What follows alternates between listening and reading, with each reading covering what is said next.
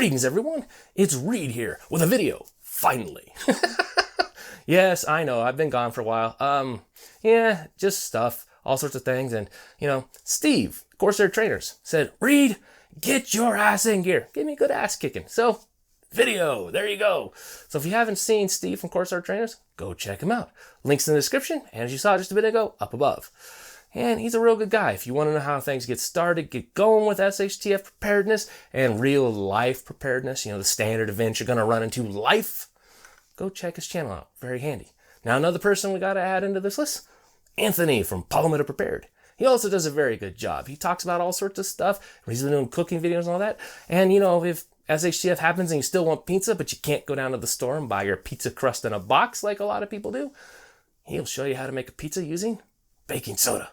Soda crust. Turned out pretty good too. And I'd say definitely go watch him and subscribe to him if you haven't. Now another person I got to add to this list of people you should go check out, Old School Prepper. She's up there and in the description.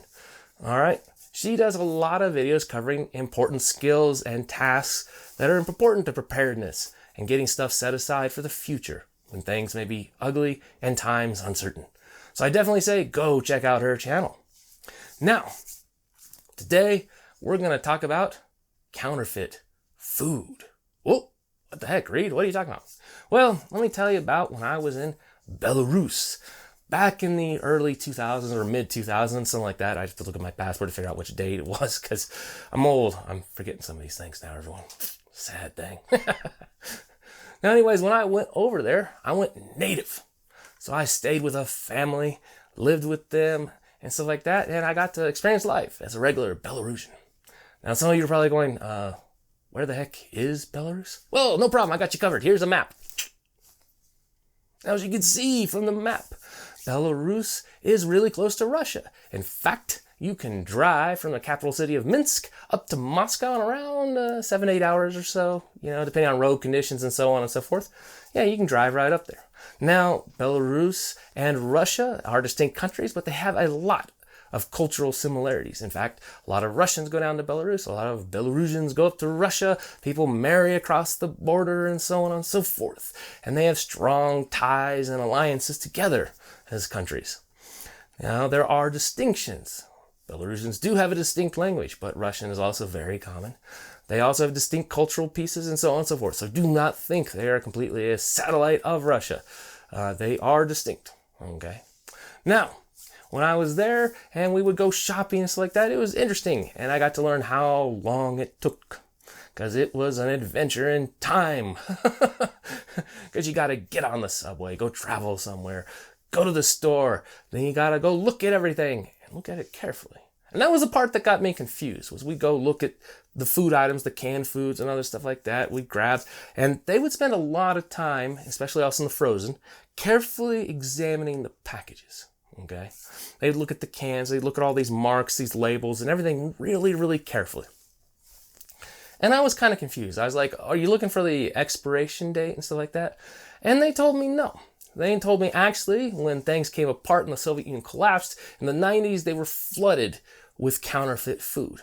Specifically what it was, as they told me, was that you would have a lot of expired and spoiled stuff. And because people were everyone trying to make money and stuff like that and get by as best they can, they'd repackage it up, put new labels and stuff on it and send it off to the store. And there you go. You buy something, take it home, and it's just rotten. That would just stink, wouldn't it?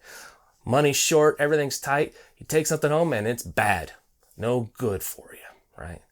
Now, some of the younger ones I was around, stuff like that, the people in their their teenage years, early 20s and all that, a lot of them would just pick stuff up and go. People would often be pretty quick. But it was people that lived through, the whole, everything coming apart, stuff like that, were a lot more careful. And obviously probably people that had directly suffered from this, directly bought some of this, that were being a lot more careful in the future. Now, I went Googling around for this video beforehand, and turns out that counterfeit food and stuff like that isn't really as much of a problem anymore, especially in like the big cities and especially like Moscow, Russia itself. It looks like that is not an issue anymore. Things are much different. What they do have in counterfeits is a lot of times when they don't have enough product or, difference in trade deals have happened or other things coming in and out of the country, a lot of local companies will decide, hey, this product's not coming in anymore. We're going to counterfeit it and market and sell it as the real thing. Yeah. So they're running into fake goods. Now, would they probably get you sick? Probably not. There's just a local company impersonating another company. So it's basically trademark damage and stuff like that. But probably not the same thing if you're buying something and it's going to make you horribly sick and kill you. But they do still have a lot of counterfeits. It's like in China, you can get lots of counterfeit merchandise and other items, so on. So that's what I've been able to find. The actual, repackaged, spoiled food and stuff like that, not as much as I could find. I was having trouble digging anything up. So this may not even be an issue anymore. But let's relate this to SHTF, because everything is about SHTF. Imagine you go out there, everything's come apart. We're back to a barter society. Everything's crazy. And you need some food. So you go trade, because you're looking for some meat or some other stuff. And someone's got some roast beef, canned roast beef. You go trade it. You give them some rice or whatever. Make your deal and you're good, right? Get home, open it up. It's rotted. Or even worse, it's not even canned beef. It was like, styrofoam peanuts or something like that, right? That would suck. So what the heck's going on? Well, I do know a little bit about this. Let me show you here, okay? Yeah, there we go. Okay, here's a can stuff. So here's the lid to it, okay? Now, and here's the can. So notice there's a nice, very clean edge all the way around this can, okay? What I did with the can opener is I cut it sideways. Instead of cutting from the top down, I cut it sideways. So I cut the lid off from the side, all right? You can do that, okay? It's actually kind of neat because it actually makes it a little easier to, put a top on these things for certain things and save them later. But you can do that for taking the stuff out. I could load it up with some other stuff and then using this tool right here on the side, okay? These are home metal canning products. I could put a new lid on this and seal it down. Yeah. So if you're careful, now I nicked the label on this one a bit, right? But others where the label, where you got a good clean gap, yeah, you can cut the side right off.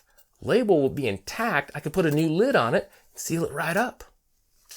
Yeah, there's something for you to think about. So when you're going shopping for cans and stuff, or bartering and all that, you're going to want to be careful. You're going to want to see, look at the height between these two, all right? See, the height's a little different. So you're going to want to say, okay, so what you're going to be looking to see is the height, the right height, like we expected. Okay, is the lid, like this one has one of those pull top lids. Well, the tabs came off when I was cutting it off, but it had a pull top lid. Does the can have the usual pull top lid you're expecting, right? You can't just say, I'm just going to avoid, those home can stuff that's in the jars. Oh no, I'm going to avoid all that because who knows what that could be. It could be looking like jam, but it's actually, ground up fish guts or something. Well, that could actually be edible. Anyways, but you're going to want to be careful even with metal cans. You don't entirely know. You're going to look at the labels, see alterations, see if there's any changes to expiration dates. Has something, been changed or re-altered? Because, criminals and people willing to, get by in desperate times could do some very desperate things and may not care how sick they make other people, how bad they make it for other people. Yeah, we could have a real big, ugly problem there. So yeah, counterfeit canned goods could very well be possible. But then the other question is, what do we do? It's like that. Well, say we're cutting these off on the side and we're going to reuse them because, we're trying to reuse stuff. To build goodwill, we're going to have to make good labels. Stuff like that. Build a good reputation and everything else. So people know when they come to you for an item, they trade for you at your location, your specified place. And you say, only get stuff from me here, from my things. And you build goodwill. Goodwill is a very important asset, and I'm going to talk about more of that in the future, go over all that. But, your word is going to be extremely important to you in SHTF. You abiding by and delivering what you're going to say, very important. But think about that. How many of you were thinking that someone might counterfeit canned good food items and trade them to you and get you sick? Yeah. So it's kind of nice being able to travel to other countries, foreign places, and see how other people live and learn about things. You can find some major blind spots in your own living that you're like, I never considered something like that. It's just not even something to me. I mean, here in America, we have the FDA, we have all these regulations and all this stuff. We don't have counterfeit food items coming in. I mean, sure, we send stuff off to China for processing, comes back, and who knows what's happened to it in between. That's a rant for another time. In fact, Anthony Palmer Prepared can give you a great rant on that. But in America, we haven't been dealing with that. We've been dealing with all sorts of the counterfeit merchandise, counterfeit stuff like that, thing in that nature. But counterfeit food, not really something common. Well, this is Reed, and I hope I got you something interesting to think about and chew on today. Hopefully it's not rocks. Have a great day, everyone, and this is Reed, out for now.